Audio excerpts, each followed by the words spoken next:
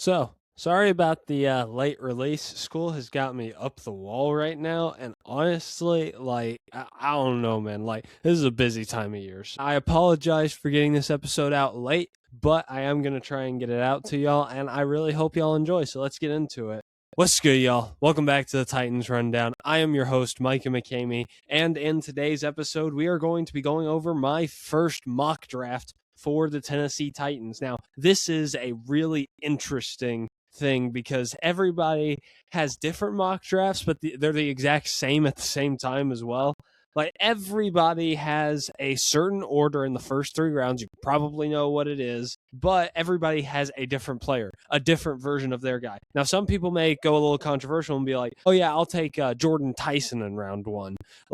Somebody that's, even though injury prone, has this ridiculous ceiling and could end up being the best receiver out of this class if he would just stay healthy. Or, oh, I have Carnell Tate, whatever, right? Like, there are a lot of different ideas whenever it comes to this, but there is one position that usually consistently ends up being mocked the most. I have it too, but I will get into that with the mock draft. But first off, I want to real quick mention there is a specific elephant in the room that I need to address. I'm sure that y'all know this.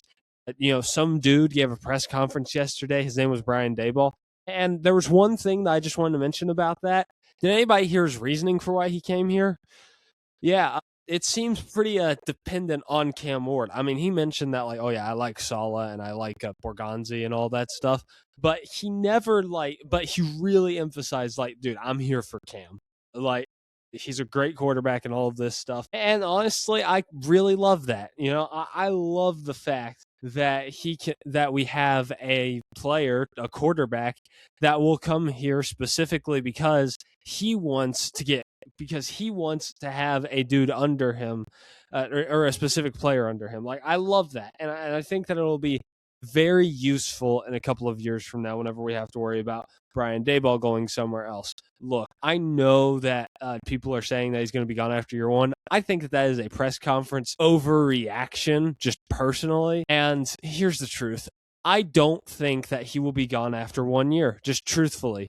First off, I don't think the offense will be good enough for that. I think it'll be better next year, no doubt about that, but I don't think, it would probably, to me at least, take a top 10 offense to get him another head coaching job next year. And even at that, I just don't see it happening because there's one factor that just keeps coming back to my mind. And there's another one that the Justins mentioned that I can't remember over on Music City Audible. I can't remember what that is, but if you've heard it, you know what I'm talking about. But it's the fact that everybody who is expecting to have a head coaching opening next year doesn't make any sense for Brian Daboll. I can't think of anybody off of the top of my head, but I remember seeing the list and just being like, dude, all these guys are either going to want young hotshots or experienced dudes that have actually had success in the past.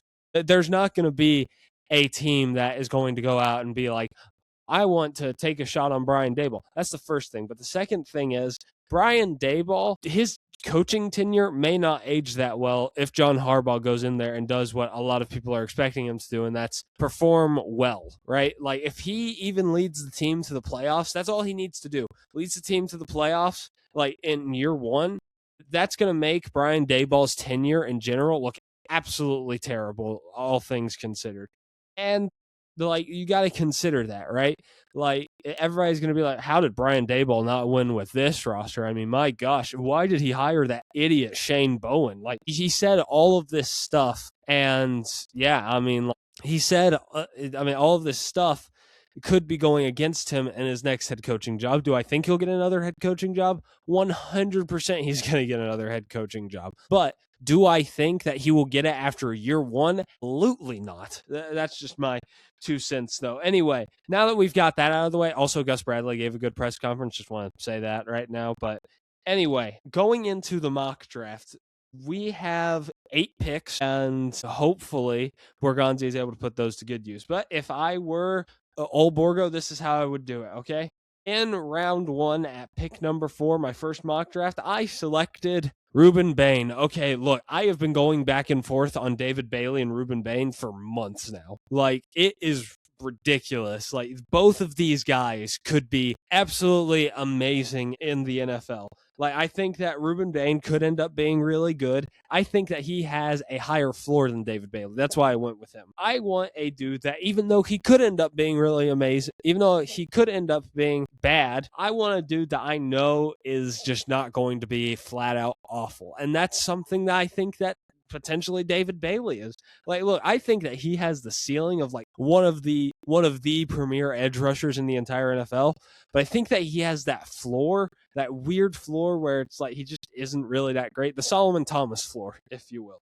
I think that this dude could be amazing, but could be really bad. With Ruben Bain, I don't have to worry about that. I think that he'll at least be okay in the NFL. Do I think that he will be?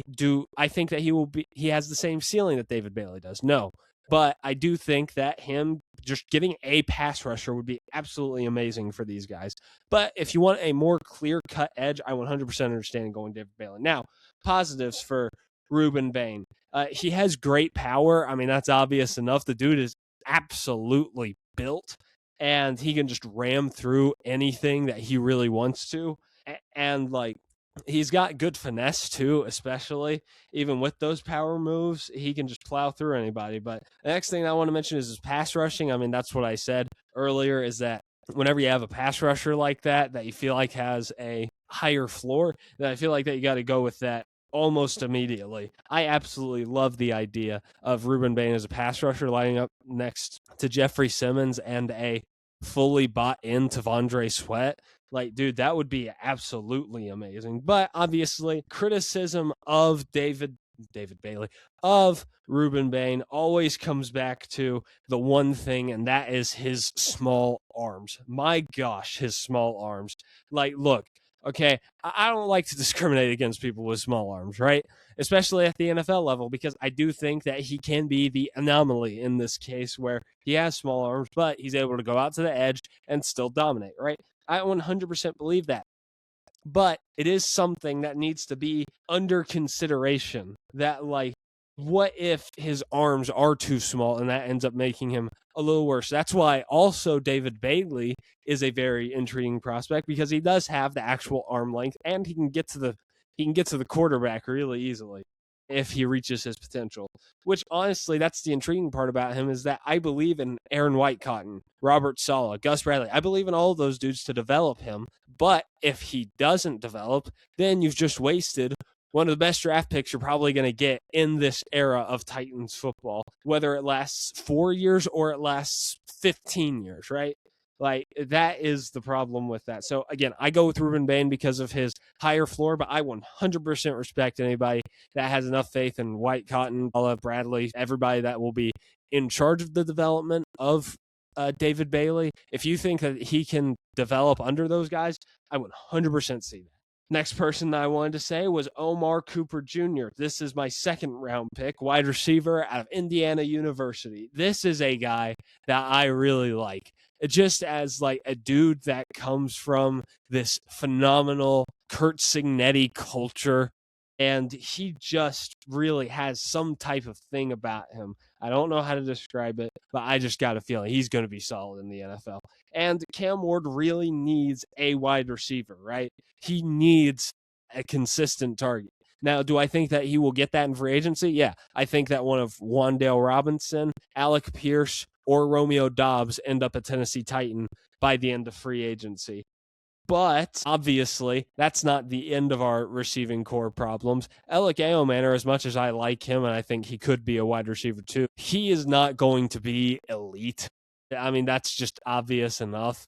And then Chimere Dike, I think that he's more of a gadget guy than anything. And then the rest of the guys are more depth guys. Xavier Restrepo's fun, but like outside of that, like, and then Calvin Ridley, I'm not even too sure if he's going to be on the roster by the end of this year, by the end of this offseason. So that's also another thing to keep into consideration. That's why I choose Omar Cooper Jr. out of Indiana.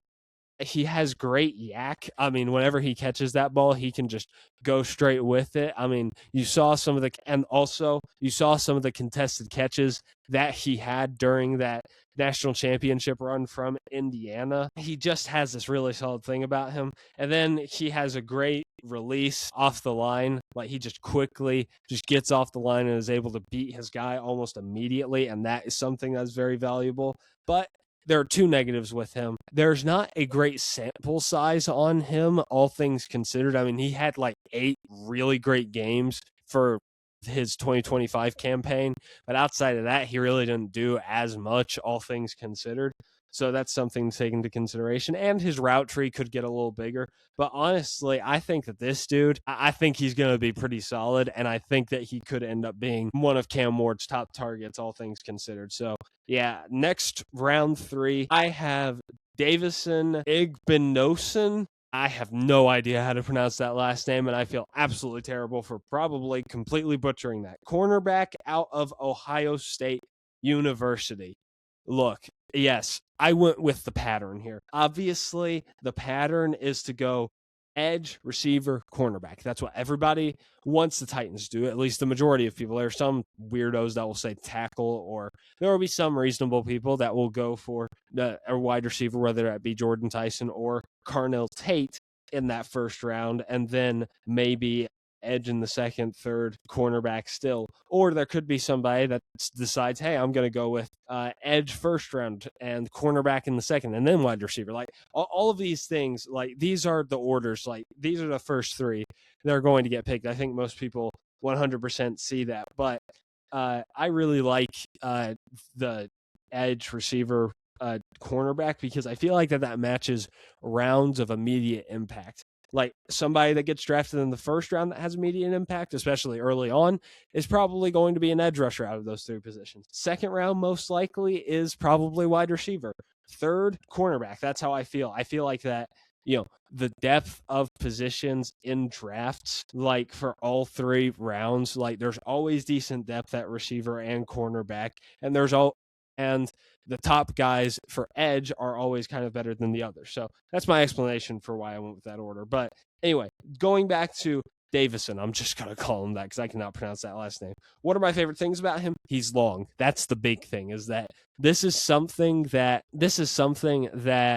Robert Saleh likes whenever you see that with Sauce Gardner. And this is something that Mike Morganzi also really likes. He likes his long cornerbacks. It's why Jarvis Brownlee Jr. got traded. His attitude problems alongside his problems as a cornerback with how tiny he was. Like, I'm not saying that he was small, obviously, but he was not the biggest guy for the cornerback position, at least. But Davison, he is nice and lanky, and that's something that we like.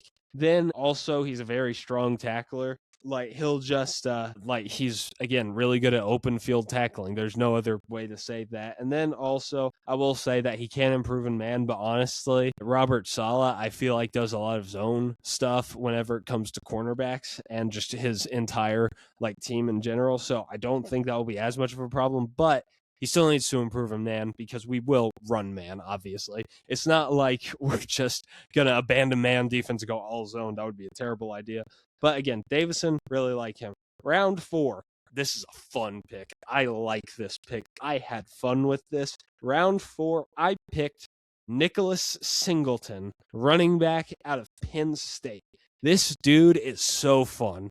Like, every time that, the very few times I watched Penn State football games this year, I remember watching this dude and just being like, wow, that dude's going to do some crazy stuff on Sundays. Like, he's going to be great. So my biggest things about him is that he has this great burst. Like, whenever he sees a hole on the offensive line, he's just going to ram right through it and just get out of there as fast as he possibly can. That's one of the biggest things that I like about him. But also, I like his ability as a receiver.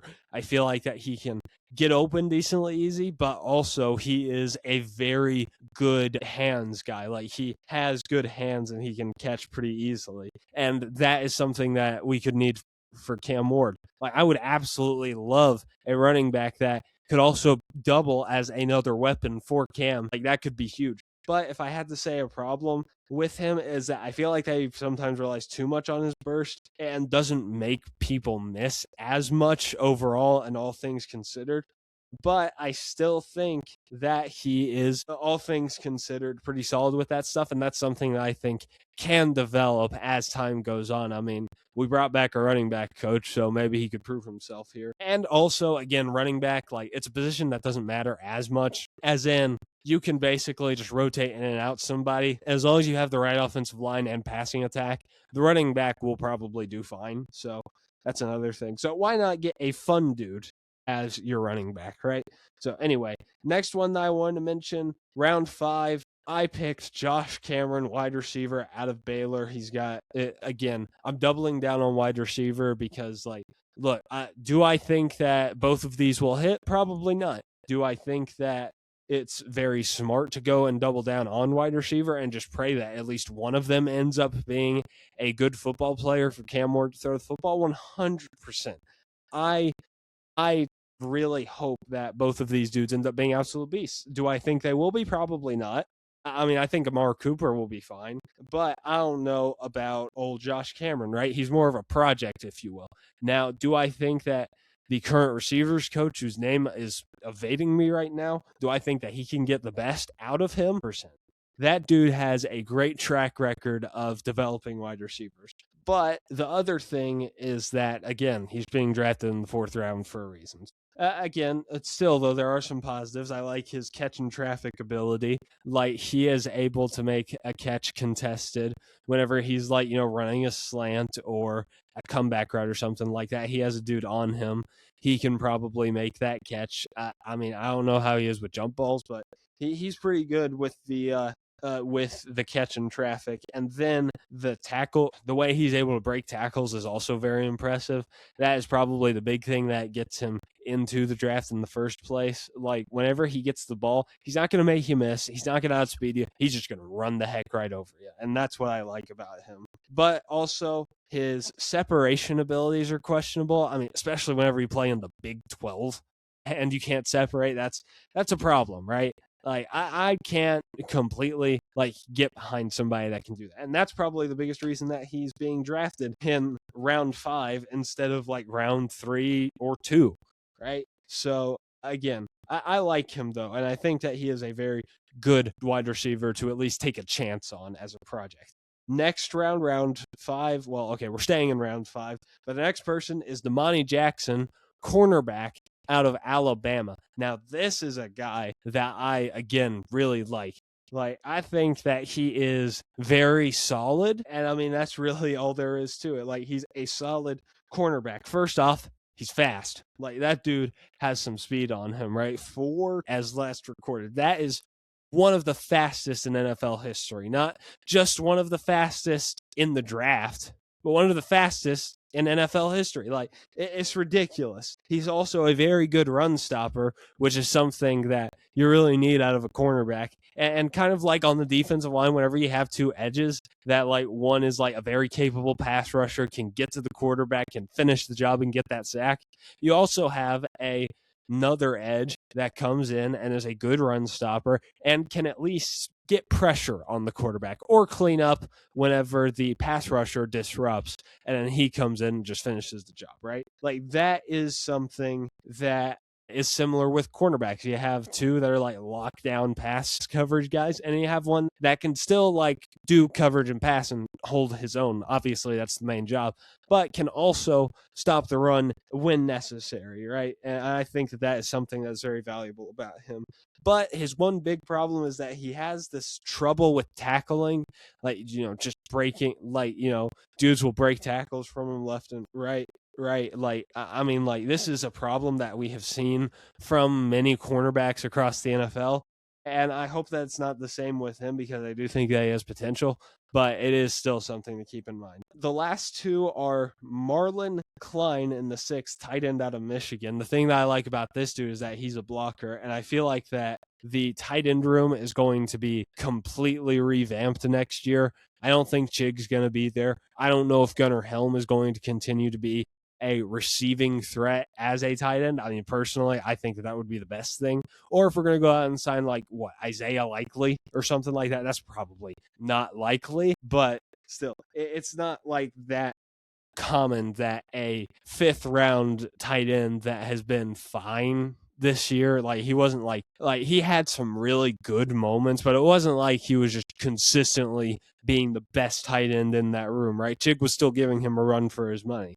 So it's very rare that somebody like that just gets handed the keys after year one. So I could see them signing somebody. But I like this dude because no matter who's going to be starting, he's probably going to be a receiver. But we need a blocker. And that's what old Marlon Klein provides. I really like that. I also like his IQ. He has a strong football IQ. He understands what's going on. He gets what is happening. That is something that is woefully underestimated both in basketball and in football and just in sports in general. Like the knowledge of the game is absolutely crucial. Like that is something that is seriously needed in the NFL because if you're not going to beat them with your athletic ability, you got to beat them with your IQ. And I like that about him.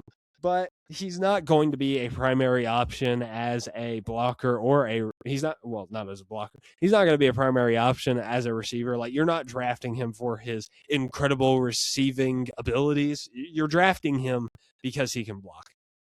So don't get your hopes up that if you see this dude get picked in round 6 or something like that by the Titans, or if there is a fan of a different NFL team watching us, if you see this dude get drafted, don't try and make it anything that's not. Don't be like, oh, wow, this dude is going to be our starting tight end and be the next Travis Kelce or whatever crap people say. Like, just know that he's going to be a blocking tight end. Last one is in round 7. This is a dude that I could actually very easily see actually end up being a Titan in real life, but it is Jalen Catalon. I don't know how to pronounce that last name. Safety, UNLV. Now, this dude, there's one thing that I would have to say would be my reason for the Titans being a guy that would take a shot at him. He is a leader. Like, he's got this very strong locker room presence that really helps out, especially on the defensive side, because, the defensive side, those dudes love to hit people. Like, they're probably head cases. Most of them are probably head cases in real life. So, getting a good leader in there is crucial. This is also a position of need, seriously, on the roster. I mean, like, we have starting safeties. Like, Kevin Winston's our guy for the future. Amani Hooker, that one's weird. I mean, like, I could see a world where he comes back and does really solid, but he was not good last year, which was really upsetting. But still, 2 starting defensive backs, right? Like, that is something that we have covered. But the depth behind them, like, if Amani Hooker or Kevin Winston or whoever gets hurt, we are completely and utterly screwed. Like, there are some decent options, like Mike Brown, I think, is a fine depth piece, but, like, there's not that much behind those 2. So I think going a safety here would also be nice. He's also got a strong IQ, all things considered. Again, that's something that takes you really far in the NFL, is having a good IQ of the game, having a good feel for it and all of that. But there's also a counterbalance to why they wouldn't draft him, and it's because he's injury prone. Maybe Mike Borgonzi got a little shook up after he saw some of these other dudes that were injury prone, like Kevin Winston, go into the draft, get drafted by the Titans, play pretty well, actually, all things considered, but then just randomly end up having a dud of an injury that leaves him out for the season, right? But again, he's a depth piece, so I would be shocked if that was a serious problem in round 7. I mean, I feel like you're just going for best available there. So anyway, that's it for today's episode. I have Instagram and Twitter under Titans Rundown if you want to go check those out. I also have articles that I write for Music City Miracles. I'm trying to find something to write on right now because there's somebody else covering the draft. So I will try and find something for y'all. But if you want to go read the head coaching profiles that I did, Robert Saleh specifically, or my dream off season, you can check that out in the description. But that is really it for me. So that's going to do it all for me. This has been a rundown of your Tennessee Titans. I love y'all, and tighten up.